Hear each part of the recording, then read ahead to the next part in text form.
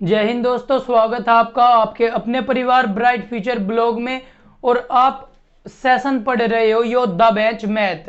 अगर आपने इसकी क्लास पुरानी नहीं देखी तो आप अभी जाइए नीचे डिस्क्रिप्शन में, वहां पे आपको योद्धा बेंच मैथ की प्लेलिस्ट मिलेगी। अभी ज्वाइन कीजिए और A to Z सभी क्लासेज देख लीजिए। हमने काफी कुछ पढ़ लिया था और हम पढ़ रहे थे संख्या पद्धति, नंबर सिस्टम। तो आप अपनी कैलकुलेशन को बढ़ाने के लिए, आपका बेस बनाने के लिए मैंने आपको बताया था कि नंबर सिस्टम आपका सबसे ज्यादा रोल प्ले करे है। जो आपकी मैथ की समझ है, किस तरह आप नंबर से खेल सको, वो सब आप कहाँ सीखोगे, नंबर सिस्टम में सीखोगे। इसलिए मैजिक ऑफ द मैथ में किस चीज को बोल रहा हूँ, नंबर सिस्टम को। और ये क्लास आपकी 35 से 40 दिन चलने वाली है। तो इसी क्लास में एक बहुत महत्वपूर्ण आपके जो कैलकुलेशन को बहुत फास्ट कर देगा और बहुत महत्वपूर्ण टॉपिक पर बात करेंगे। आपको स्क्रीन पर दो क्वेश्चन दिखाई दे रहे होंगे। इन दो क्वेश्चन को अगर मैं बोल लूंगा आप सोल्व करो तो कितना समय लोगे? इन दो क्वेश्चन को सोल्व करने में आप नॉर्मली कितना समय लोगे? पहला है 1/1 plus 1/2 plus 1/4 plus 1/7 plus 1/14 plus 1/28। तो इसका आंसर आप कितने समय में निकाल लोगे? इसका आंसर आप कितने समय में निकाल लोगे? इसी तरह आपका है दूसरा क्वेश्चन। तो अगर मैं कहूं कि आप इन्हें देखते ही निकाल लोगे तो आप क्या समझोगे? मैंने लिख दिया पहले का आंसर है 2, आप भी इसी तरह लिखोगे दूसरे का आंसर है 2।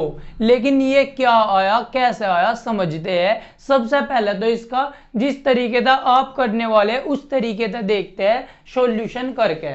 आई बात समझ में? तो अब देखते हैं क्या इसका आंसर 2 ही आएगा। देखो ऊपर इसका सॉल्यूशन करता है, ऊपर यहां पे हल। एलसीएम कितना ले लूं? आप कहोगे जी 28 एलसीएम ले लो इसका। 1 से 28 को भाग दे देंगे, 28 प्लस 14 प्लस 4 से 28 7 प्लस 7 चौक 28 4 प्लस 14 दूनी 28 2 प्लस के 28 एकम 28 1। अब देखो 1 और 2 3 3 और 4 7 और 7 14 14 28 और 28 56/28। 56/28 का मतलब है 28 दूनी 56। तो इसका आंसर कितना आपका आ गया? 2। मैंने अभी बताया कि आपको सॉल्यूशन करने की जरूरत नहीं, तुरंत आप बताओगे 2। लेकिन उसके लिए आपको एक चीज पढ़नी पड़ेगी, परफेक्ट नंबर। परफेक्ट नंबर क्या होता है, पूर्णकालिक संख्या क्या होती है, तो उसके बारे में अभी जानेंगे। पहले एक बार इसको भी सॉल्व करके देखेंगे और आप भी इसी तरह चुटकियों में फिर इन्हें सोल्व करोगे।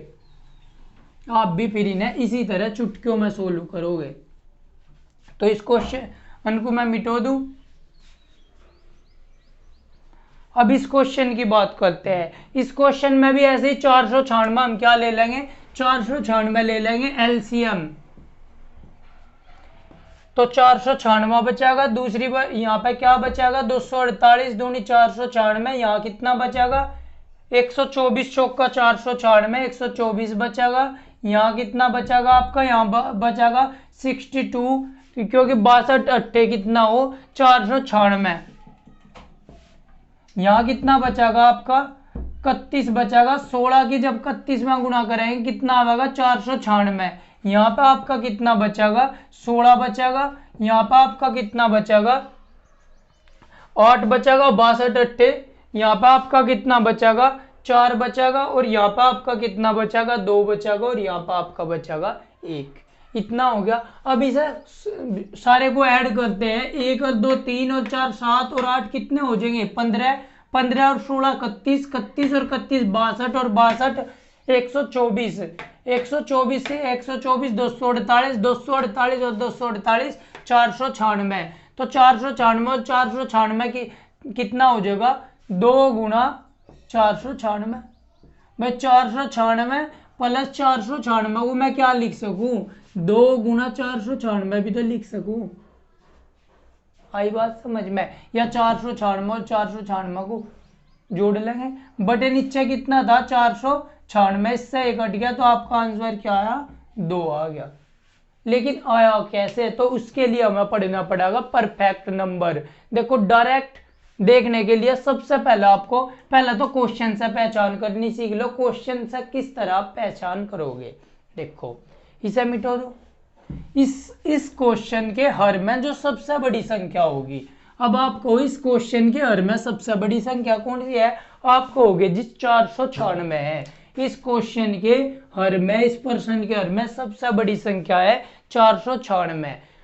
इस 496 को छोड़ के जितनी भी आपकी संख्या है, जितनी भी आपकी संख्या है, इन सभी संख्या होता है 496 पूरा पूरा विभाजित हो रहा। आप कहोगे जी हाँ विभाजित हो रहा। इसका मतलब आप ना गुणज पढ़े होगे, भाजक पढ़े होगे, जिसे गुणज बोलता है, गुणज पढ़ाए थे मैंने, गुणज और गुणनखंड। अगर नहीं पढ़े तो क्लास में प्ले लिस्ट में जाओ, नीचे डिस्क्रिप्शन में आपको प्ले लिस्ट दे रखी, प्ले लिस्ट में जाओ और वहां गुणज और गुणनखंड पढ़ो। गुणज आपने पढ़े होगे, जिन्हें फैक्टर भी बोलते हैं इंग्लिश में, और हिंदी में इसका एक और नाम हो भाजक। तो ये आपने पढ़े होगे। आप कहोगे जी बिल्कुल पढ़े। भाजक वे हो जो दी गई संख्या को पूरा पूरा विभाजित करता है। इसका मतलब 496 के फैक्टर कौन कौन से हो जाएंगे, ये 1 2 4 8 16 31 62 124 400 248। इसका मतलब जो सबसे बड़ी संख्या हो हर में, उसे छोड़ के और जो संख्या बचे हर में, वे सभी संख्या 496 के फैक्टर होने चाहिए। एक पहली बात क्या, और मैंने बताया था फैक्टर की संख्या क्या हो, लिमिटेड हो। इसका मतलब 496 के सारे फैक्टर होने चाहिए, एक भी फैक्टर 496 का बचे ना। आप कहोगे 1 से कट जा बिल्कुल, 2 से कट जा बिल्कुल, 4 से 496 कट जा हाँ, 8 से भी कट जा हाँ, 16 से कट जा पूरी विभाजित हो जा हाँ, तो 31 इसका फैक्टर हो गया, 62 इसका फैक्टर हो गया, 124 इसका फैक्टर हो गया, 248 इसका फैक्टर हो गया। इसके और कोई फैक्टर नहीं हो सकते। एक 496 भी है, ठीक, तो इसके और कोई फैक्टर नहीं हो सकते। इसका मतलब अगर हर में जो सबसे बड़ी संख्या दे रखी, उसके सारे फैक्टर नीचे दे रखे। हर में जो सबसे बड़ी संख्या दे रखी और उसके सारे फैक्टर नीचे दे रखे। एक तो बात यह देखोगे, पहली बात समझ में आ गई क्या, हर में सबसे बड़ी भिन्न, सबसे बड़ी संख्या के सभी गुणनखंड, गुणनखंड को आप भाजक भी बोल दो, सभी भाजक या फैक्टर, सभी फैक्टर हर में सबसे बड़ी संख्या के सभी फैक्टर हो। हर में सबसे बड़ी संख्या 496 है, तो 496 के सभी फैक्टर है, कोई भी फैक्टर छूटना नहीं चाहिए, पहली कंडीशन। दूसरी कंडीशन क्या होनी चाहिए आपकी, जो सबसे बड़ी संख्या है, सबसे बड़ी संख्या परफेक्ट नंबर हो, परफेक्ट नंबर हो। दूसरी बात क्या बता दी, जो सबसे बड़ी संख्या है वो आपकी परफेक्ट नंबर होनी चाहिए। अब परफेक्ट नंबर होती क्या है उस बारे में बात करेंगे। परफेक्ट नंबर वे हो, सबसे पहले जिस किसी संख्या को हमने देखना कि ये परफेक्ट नंबर है या नहीं है, उसके सारे गुणनखंड लिख लो। आपने कहा ठीक है जी, ये 496 के सारे गुणनखंड हमने लिख लिए, मैंने बोला लिख लिए, आप कहोगे जी हाँ बिल्कुल लिख लिए। अब जो वह संख्या है जिसके आप गुणनखंड लिख रहे, आप कहोगे जी 496 है, तो उस संख्या को छोड़ दो। आप कहोगे जी ठीक है 496 को हमने छोड़ दिया, शेष गुणनखंड क्या बचे, शेष गुणनखंड आपके ये बचे। तो जो उस संख्या के गुणनखंड होंगे 400, उस संख्या को छोड़ के उन सभी गुणनखंडों का योग उस संख्या के बराबर होना चाहिए। अच्छा, इसका मतलब जो सबसे बड़ी भिन्न है, जो सबसे बड़ी संख्या है 496, उसे छोड़ के इसके जितने भी गुणनखंड होंगे इनका योग 496 के बराबर होना चाहिए। हम कह देंगे कि 496 आपकी परफेक्ट नंबर है। देखो 1 और 2 3 और 4 7 और 8 15, 15 और 16 31 और 31 62 और 62 124, 124 और 124 248, 248 और 248 आपकी 496 के बराबर होगी। इसका मतलब 496 आपकी परफेक्ट नंबर है। तो जहां कहीं भी आपको हर में परफेक्ट नंबर दिखेगा और उस परफेक्ट नंबर के सारे गुणनखंड दिखेंगे। तो और उनका व्युत्क्रम का योग करना होगा, तो आपका हमेशा क्या आएगा, आपका हमेशा 2 आएगा। आई बात समझ में? अगर नहीं आई तो वीडियो को रिवर्स करके सारी बात सीखो, एक बार फिर देखो मैंने क्या बतलाया। आई बात समझ में? अब बात करते हैं परफेक्ट नंबर। सबसे छोटा परफेक्ट नंबर कौन सा होता है? सबसे छोटा परफेक्ट नंबर कौन सा होता है? मिटो दो इसे। देखो परफेक्ट नंबर जिसे पूर्णकालिक संख्या भी बोल दे, संपूर्ण संख्या भी बोल दे।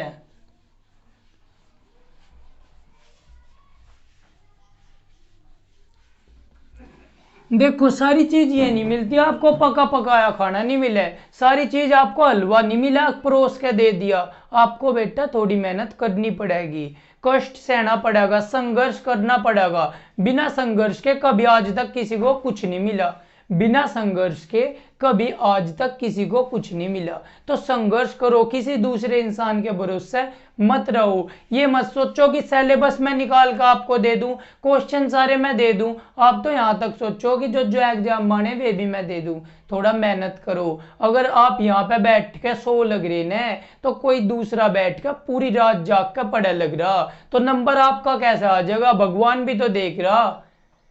ये नहीं कि भगवान मैं तो बहुत मेहनत कर रहा, मुझे क्यों नहीं? क्योंकि आपको फल इसलिए नहीं मिला, आपसे दुगनी मेहनत करने वाला दूसरा पूरी रात बैठ के पढ़े लग रहा। और भगवान के, अब भगवान हो गया कंफ्यूज कि फल इसे दूं, ये मांगे लग रहा कि इसे दूं, ये मांग तो रहा नहीं मेरे से, लेकिन पूरी रात मेहनत कर रहा उसके लिए। इसका मतलब ये कर्म कर रहा, तो भगवान मांगने से नहीं दे, भगवान देखेगा मेहनत कौन कर रहा, कर्म कौन कर रहा। तो प्रभु जो हमारी प्रकृति है, जो प्रभु है हमारे, जो तो वे सभी उन्हें ही फल मिले जो उसके लिए मेहनत कर रहा हो, ना कि उसके लिए रो रहा गिड़गिड़ा रहा हो। आई बात समझ में? मांगने से कभी कोई चीज नहीं मिला, उसे छीनना पड़ेगा अपने हक के लिए संघर्ष करके। आई बात समझ में? तो मेहनत कर दो, उसे छीन लाओ। अपनी नौकरी आपको छीननी है, मांगने से नहीं मिलेगी।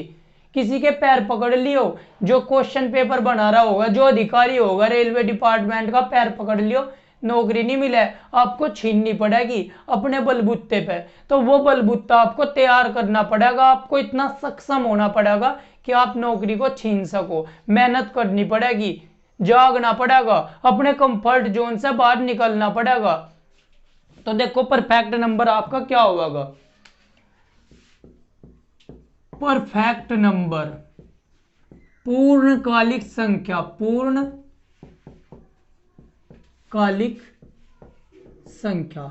जैसा हमें देखना कि 6 परफेक्ट नंबर है या नहीं है, तो 6 के हम गुणनखंड करेंगे और सारे गुणनखंड लिख लेंगे। गुणनखंड फिर क्या बता दूं, वे सभी संख्या जिससे 6 कट जा, आपको हो गए 1 से भी कट जा, 2 से भी कट जा, 3 से भी, 4 से नहीं कटती, 5 से नहीं, और 6 से भी। मैंने कह दिया ठीक है। तो इस 6 के गुणनखंड कर दिए और इस संख्या को छोड़ के, इस संख्या को छोड़ के जिसके हमने गुणनखंड करे, उसके शेष गुणनखंडों का योग 6 के बराबर होना चाहिए, उस संख्या के बराबर होना चाहिए। 1 + 2 + 3 कितना हो जाएगा? आपको हो गए 6। तो किसके बराबर हो गया? संख्या के बराबर हो गया। इसका मतलब यह परफेक्ट नंबर है। तो सबसे छोटी आपकी परफेक्ट नंबर कौन है? 6 है। सबसे छोटी आपकी पूर्णकालिक संख्या कौन सी है? 6 है। सबसे छोटी आपकी संपूर्ण संख्या कौन सी है? संपूर्ण संख्या भी बोल दे, संपूर्ण संख्या। तो सबसे छोटी आपकी संपूर्ण संख्या कौन सी है? आपकी है 6। आई बात समझ में? इसी तरह देखेंगे और कौन कौन सी होगी। क्या बता, अगर हमें देखना कि नंबर परफेक्ट है या नहीं, उसके गुणनखंड करेंगे और गुणनखंड करने के बाद उस स्वयं संख्या को छोड़ देंगे, जो वह स्वयं है उस संख्या को छोड़ के शेष गुणनखंडों का योग उस संख्या के बराबर होना चाहिए। वैसे तो 6 भी इसका गुणनखंड है, लेकिन 6 क्या है? अपना स्वयं है। स्वयं को छोड़ के जो और शेष गुणनखंड बचेंगे उनका योग किसके बराबर होना चाहिए? संख्या के बराबर होना चाहिए। तो 6 तो आपका परफेक्ट नंबर है। और कौन कौन सी आपकी परफेक्ट नंबर होगी? देखो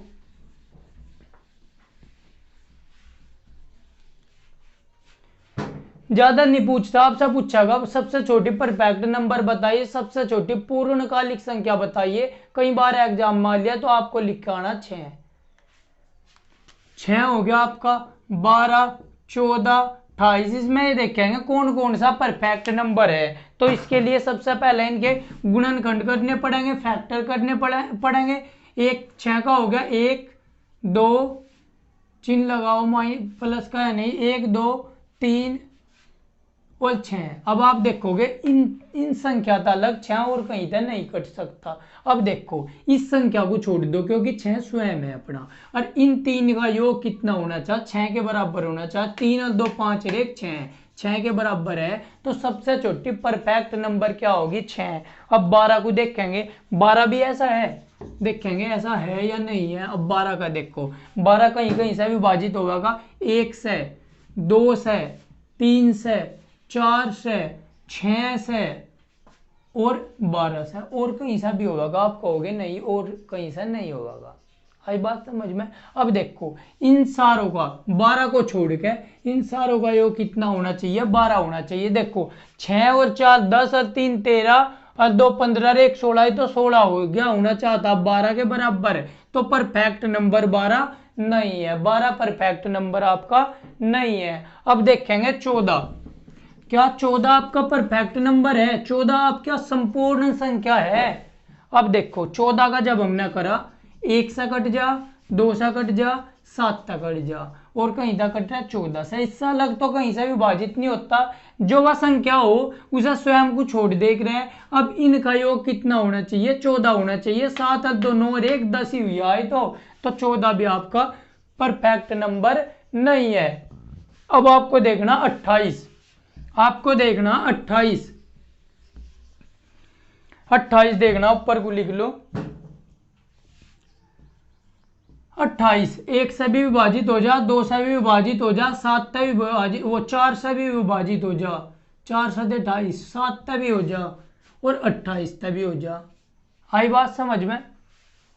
28 14 से भी हो जा, 14 तो हमने लिखा ही नहीं, 14 से भी हो जाएगा आपका, 14 से भी हो जाएगा और 28 से भी हो जाएगा। अब आपको क्या करना, 28 को छोड़ देना क्योंकि यह स्वयं के बराबर है। 28 जो इसका फैक्टर है उसे छोड़ देंगे, शेष जो फैक्टर है उनका सम करेंगे। कितना हो जाएगा, 1 प्लस के 2 प्लस के 4 प्लस 7 प्लस के 14। अब देखो 1 और 2 3 और 4 7 और 7 14 और 14 28, किसका कितना आ गया, आपका आ गया 28। तो 28 ही हमारी संख्या थी, तो संख्या के बराबर आ गए शेष फैक्टर, उस संख्या को छोड़ गए, जो शेष फैक्टर है उनका योग 28 के बराबर आ गया, अर्थात संख्या के बराबर आ गया। इसका मतलब इसे हरी झंडी दे दो, 28 हमारा क्या है, परफेक्ट नंबर है। आई बात समझ में। तो आज आप परफेक्ट नंबर सीख गए। परफेक्ट नंबर हो क्या, और परफेक्ट नंबर की एक कंडीशन हो, एक क्वालिटी हो। आप कहोगे जी क्या क्वालिटी हो, जो सबसे पहले बताई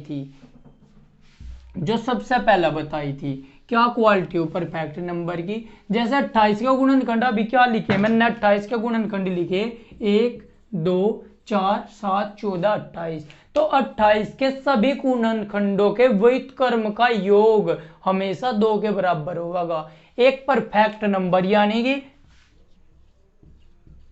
परफेक्ट नंबर के सभी फैक्टर के व्युत्क्रम उल्टा व्युत्क्रम का योग हमेशा 2 होता है। यह कंडीशन याद कर लियो। परफेक्ट नंबर क्या क्वालिटी हो कि परफेक्ट नंबर के सभी फैक्टर के व्युत्क्रम का योग हमेशा 2 होता है। अच्छा जी, अब करके देखते हैं। पहले भी मैंने बताया था, देखो यह बात उतार लियो ढंग से। तो इनका व्युत्क्रम कितना हो जाएगा, 1 का उल्टा हो जाएगा 1/1, 2 का उल्टा हो जाएगा 1/2, 4 का उल्टा हो जाएगा 1/4, व्युत्क्रम बोलना ना फैक्टर का। 7 का उल्टा हो जाएगा 1/7 प्लस 1/14 प्लस 1/28। तो इसका आंसर हमेशा कितना आएगा, इसका आंसर आपको हमेशा 2 आएगा। अगर आपको कैसे पता चलेगा कि परफेक्ट नंबर है 28 या नहीं, सबसे बड़ी संख्या लेंगे 28, देखेंगे जो इसके शेष फैक्टर है इनके सम के बराबर है। क्या आप कहोगे 2 और 1 3 और 4 7 और 7 14 14 28 बराबर हो गए।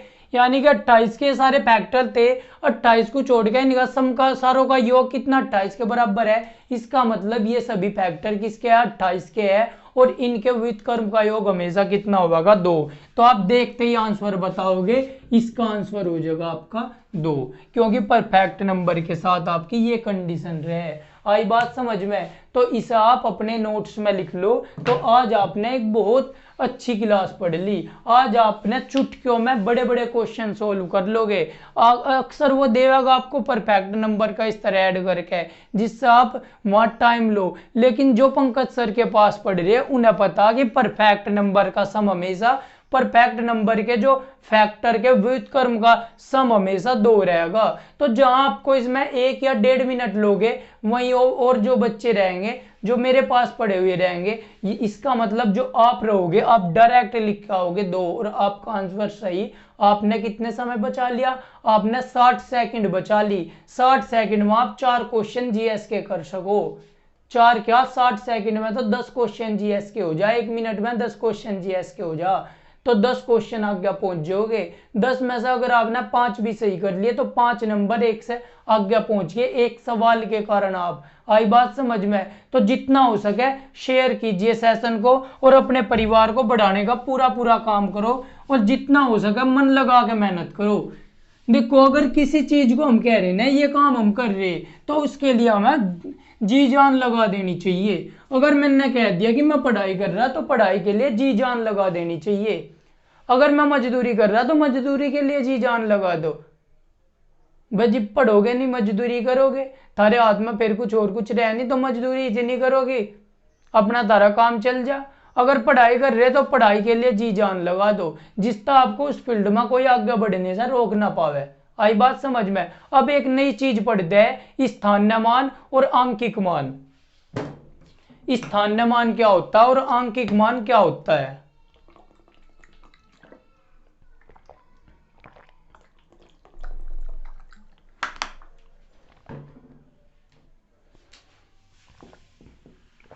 स्थानीय मान PLAC, प्लेस वैल्यू। दूसरा क्या होता है? आंकिक मान, या इस चीज को हम बोल देते हैं शुद्ध मान भी बोल रहे हैं, शुद्ध मान। और इंग्लिश में क्या बोलते हैं? Face value. देखो, आपके जितने भी नंबर्स होने, हमने नंबर्स के प्रकार पढ़ लिए। प्राकृतिक संख्या, पूर्ण संख्या, पूर्णांक, इंटीजर, सम संख्या, विषम संख्या, ओड इवन नंबर, तो ये सब हमने पढ़ लिए। लेकिन अगर हम नंबर्स को देखें तो उनके 2 भागों में हम बांट सके। नंबर्स को 2 नजरिए से हम देखें, एक तो उसकी फेस वैल्यू और एक उसकी प्लेस वैल्यू। तो हम क्या करेंगे, जो प्लेस वैल्यू और फेस वैल्यू है, स्थानीय मान आपका है, और शुद्ध या आंकिक मान जो है वो हम पढ़ेंगे आपका कल। बेहद जरूरी है आपका टॉपिक, किस तरह से क्वेश्चन उठकावे, क्यों हमारे एग्जाम के लिए जरूरी है, और किस तरह से क्वेश्चन बनेंगे, हर एक फैक्टर की बात करेंगे। और आपको कसम से मजा आ जाने वाला, आपको एकदम व्यावहारिक लेकर चलूंगा, और आपका नंबर सिस्टम इतना अच्छा हो जाएगा कि आपको कभी भी नंबर सिस्टम पढ़ने की जरूरत नहीं। और मैंने आपसे वायदा किया था कि नंबर सिस्टम जो है आपके पूरे गणित का बेस है। जो ये कहे हमारी पूरा गणित समझ में नहीं आता, गणित में हाथ कच्चा, तो आज के बाद यह पूरी क्लास, जब पूरा सेशन देख लोगे ना आप नंबर सिस्टम का, 50+ क्लास होने वाली नंबर सिस्टम की, जब आप इसका पूरा सेशन देख लोगे ना, तो YouTube की हिस्ट्री में भी आपको ऐसा नंबर सिस्टम नहीं दिखाई दे। आपको मैथ नु कहोगे, मैथ एक जादू हो, मैथ के नंबर से खेलना आप सीख जाओगे। तो किस तरह हम पढ़ेंगे, पूरा मजा आ जाने वाला। तो कल की क्लास बिल्कुल मिस न करें। स्थानीय मान और आपका स्थानीय मान क्या होता है, आपका शुद्ध मान क्या होता है, फेस वैल्यू क्या होती है, प्लेस वैल्यू, बड़ी जबरदस्त तरीके से पढ़ने वाले। तो जुड़े रहिए ब्राइट फ्यूचर ब्लॉग के साथ। जय हिंद, जय भारत, राम राम।